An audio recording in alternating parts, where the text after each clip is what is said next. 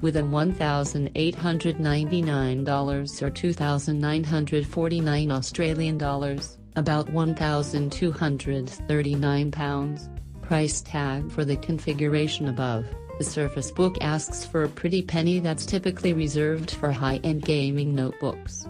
And that's even applicable to the $1,499 or 2,299 Australian dollars, about £978, price associated with its most basic configuration, which is essentially a more expensive Surface Pro 4. Not just in joke either, Microsoft's two Surface devices shares very similar standard specs, including the same processor, storage space and memory allotment. However, there are several key differences, as Microsoft's first laptop possesses a larger screen and a completely different design. It's for this reason, it makes sense to either throw in an extra couple of dollars in the hole to get the $1,699 US only unit with discrete graphics and 128 GB of storage space. If you want to go whole hog on Microsoft's hybrid, you could also pick up a 1TB configuration that comes with an Intel Core i7 CPU, a discrete GPU and 16 GB of RAM for $3,199, but again, unfortunately, this is a US-only configuration.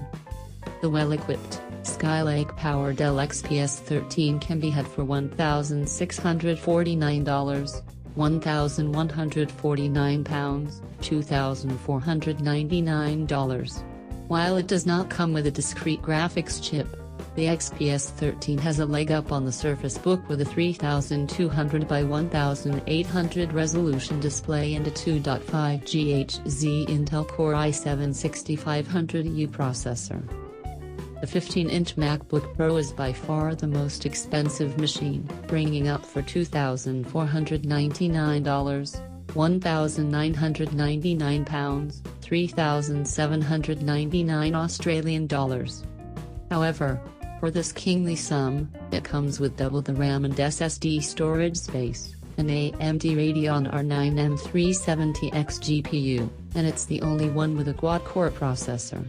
Unfortunately, it has the lowest resolution display, pushing only 2880 by 1800 pixels,